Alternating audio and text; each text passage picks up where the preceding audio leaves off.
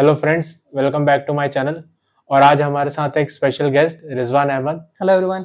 जो कि legal profession में है और कैनरा बैंक में है अभी as a law office. Law officer. तो आज हमें इस वीडियो में लीगल प्रोफेशन के बारे में काफ़ी कुछ जानने को मिलेगा। सो रिजवान, स्वागत है मेरे चैनल पे आपका। Thank you Lucky. Hello everyone. मैं पहले अपने आप को इंट्रोड्यूस कर देता हूँ। My name is Rizwan Ahmed and I am working as a law officer in Canara Bank. And before working in Canara Bank I have practised in Delhi high Court for 3 years. After that I was selected in Canara Bank. तो पहले जो practice करता था तो मैं DRT यानी banking laws और साथ साथ में एनसीएलटी यानी आईबीसी से रिलेटेड जो भी केसेस थे मैंने उसमें डील किया है। और उसके बाद उसी बेसिस पे मैं जो आईबीपीएस एसओ का एग्ज़ाम दिया था तो उसी के बाद मेरा सिलेक्शन कैनरा बैंक में एज अ लॉ ऑफिसर हुआ है। तो रिजवान, आपने दिल्ली कोर्ट में प्रैक्टिस करा, जी। उसके बाद आप कैनरा बैंक में आए as a legal adviser. So law officer मतलब जो हम्म। आपका पोस्ट है, तो कैसे, मतलब एक दो अलग अलग चीजें हैं। वैसे आपने जो लॉ करा है वो कौन से कॉलेज से करा है? मैंने अपना एलएलबी कंप्लीट किया है from law centre one Delhi university. Delhi university से। जी। सो आपने एलएलबी करा है, जी। और एलएलबी के बाद फिर आपने कैसे मतलब सोचा कि आगे क्या करना है, मतलब और एलएलबी भी आपने कैसे सोचा कि एलएलबी प्रोफेशन में आप आना चाहेंगे? जी, स्टार्टिंग ऐसे हुआ कि पहले मैंने बीकॉम स्टार्ट किया। Then I wanted to complete my company secretariat exam and because वो किसी रीज़न से मैं कर नहीं पाया क्योंकि मेरे जो फाइनल एग्जाम्स होते थे और सीएस के एग्ज़ाम होते थे वो क्लैश करते थे। तो एंड सीएस एंड एलएलबी का एक अच्छा मतलब कह सकते हैं कि बहुत अच्छे तरीके से घुल मिल जाते हैं। That's why I decided to pursue LLB first, so I that in meanwhile I will complete my CS like that I have thought. सो मैंने पहले फर्स्ट अपना एलएलबी कंप्लीट किया एंड उसके बाद मैंने प्रैक्टिस किया एंड मुझे प्रैक्टिस में काफ़ी इंटरेस्ट आने लगा। तो मैंने प्रैक्टिस ही मतलब चूज़ किया बाद में। सो आप फिर प्रैक्टिस में चले गए दिल्ली हाई कोर्ट में। जी।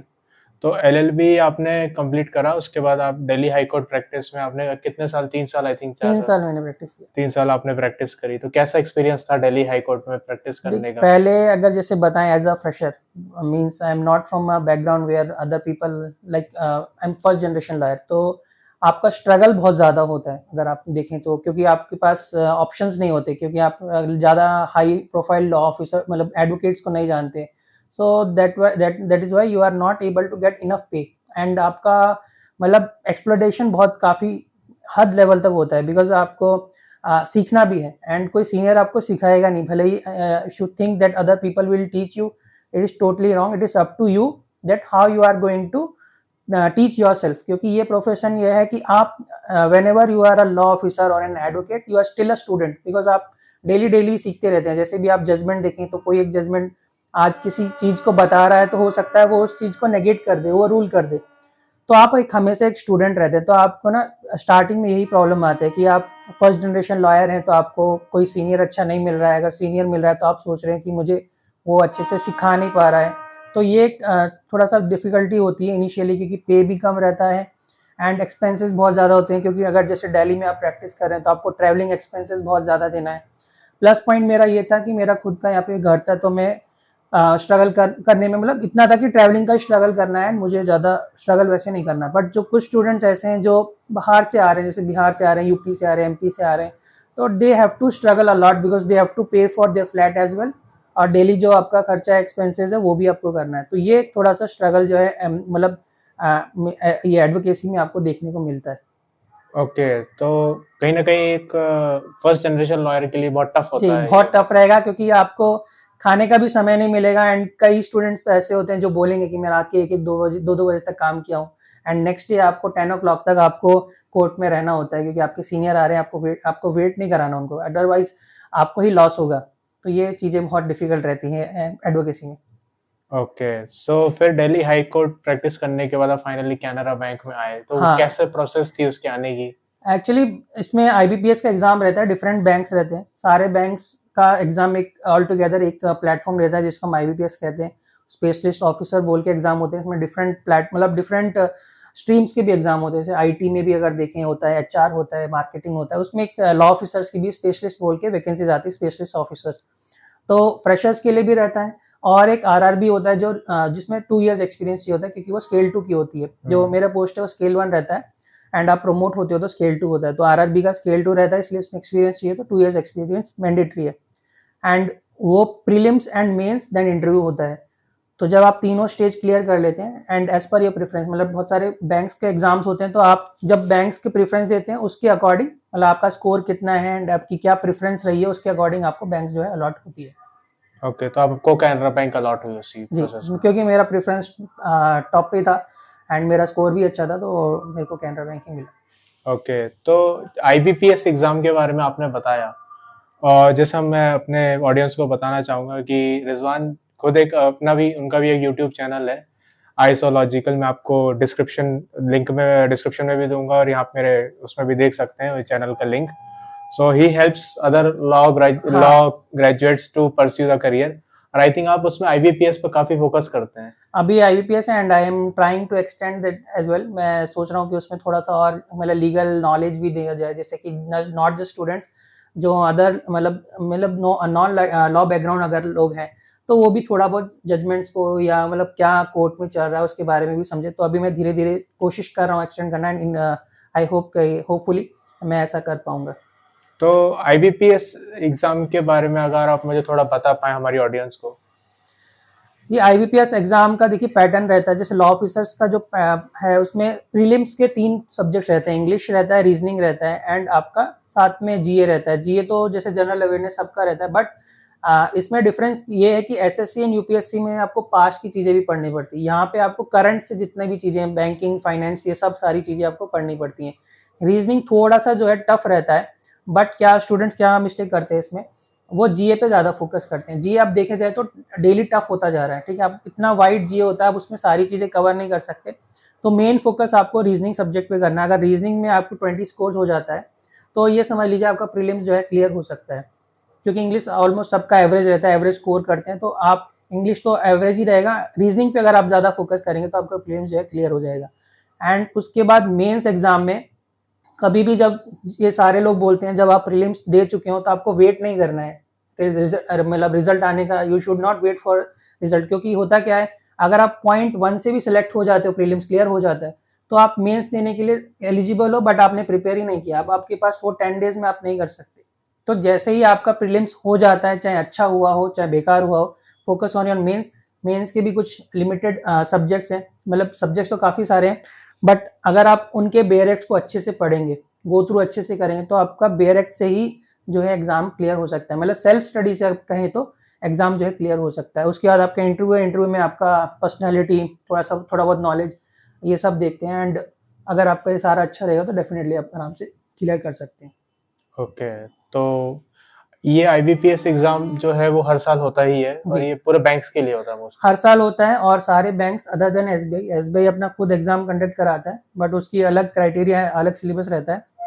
आईबीपीएस की बाकी जितनी भी नेशनलाइज्ड बैंक है उन सब की वैकेंसीज को इकट्ठा करके फिर वो जो है देता है। और इसमें एक बेनिफिट ये है कि अगर जैसे मान लीजिए किसी एक बैंक ने कम वैकेंसीज दी है और दूसरी बैंक्स ने नहीं दिया, बट मीनवाइल जब तक आप मेंस दे रहे हैं, हो सकता है कि बाकी बैंक्स में इंट्रोड्यूस कर दे अपनी वैकेंसीज। तो अगर आपने फॉर्म भरा है, सपोज कीजिए लास्ट टाइम जैसे हुआ था, काफी वैकेंसीज आ गई थी, मतलब पीएनबी ने ही 75 वैकेंसीज ऐड किया था, तो अगर जिसने फिल किया, कैनरा बैंक ने दिया, तो जिसने फिल किया उसको बेनिफिट है। तो अगर आप कम सीट देख के फिल नहीं कर रहे तो गलत बात है। आप वैकेंसीज उसमें देखिए कि मतलब ऐड होने के भी चांसेस रहते हैं, तो आप ये अच्छी बात है कि आईबीपीएस में आप एक तो टाइमली होता है, बाकी एग्जाम्स में देखो टाइमली नहीं है, अनसर्टेनिटी है कि आज रिजल्ट आ रहा है, कल फिर दूसरा कोई इंटरव्यू हो रहा है। यहाँ पे फिक्स्ड एक प्रोग्राम दिया गया है कि इसी लिमिटेड पीरियड में आपका सारा काम जो है हो जाएगा, तो ये काफी मतलब स्टूडेंट्स के लिए बेनिफिशियल है।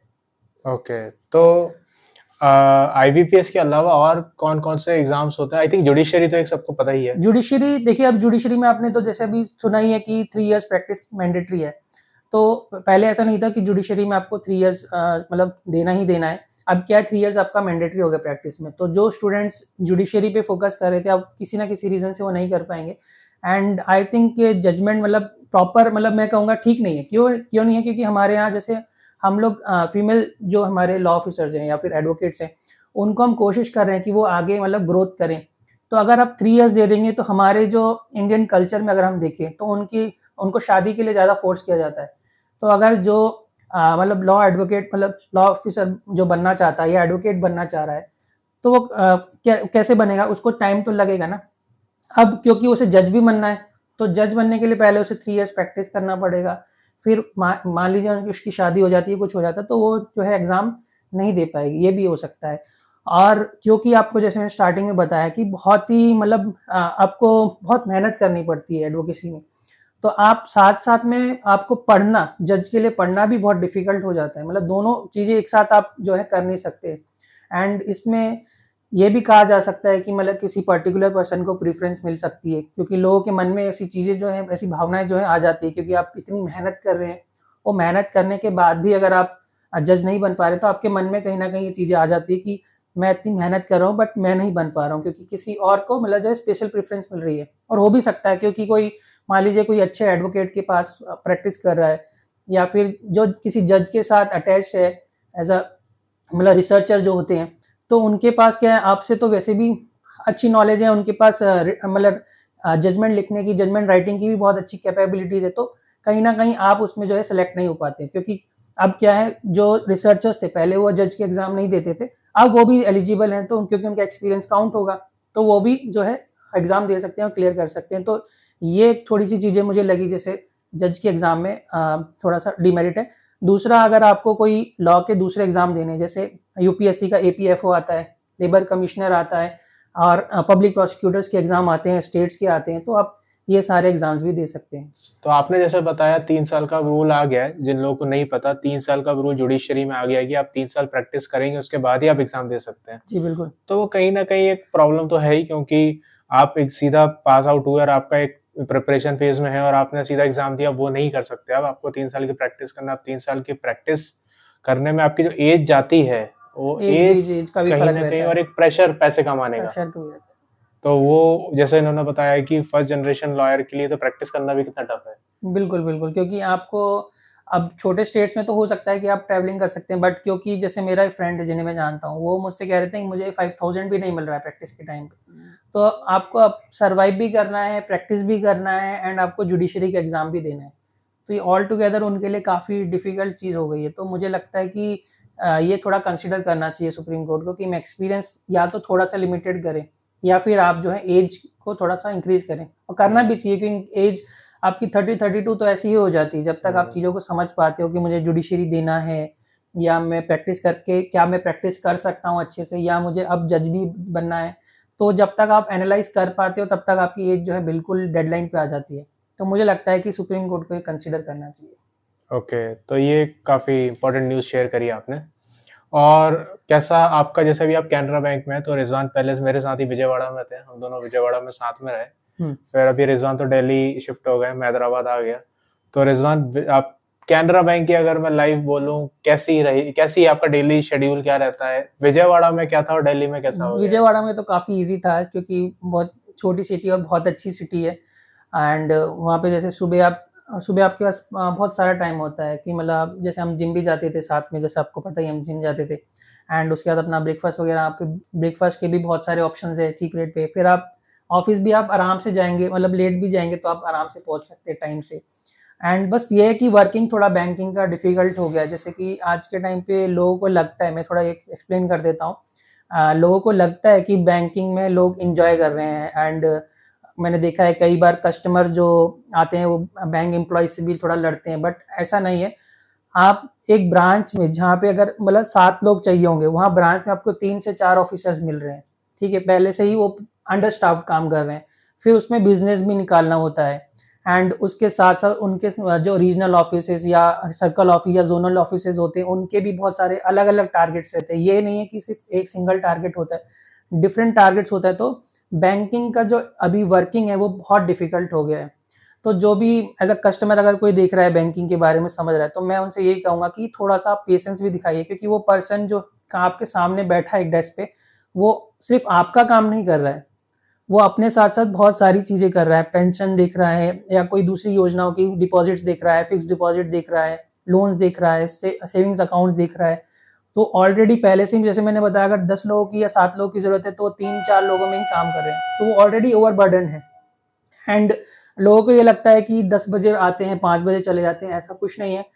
10 से 4 तो आप लोगों के लिए है, उसके बाद उनको बहुत सारे काम करने पड़ते हैं, जैसे कि पेंशन से रिलेटेड अगर कुछ हो गया तो वो देखने हैं, आपने जो डिपॉजिट्स किए हैं वो पहले टैली करना है, उसको रखना है।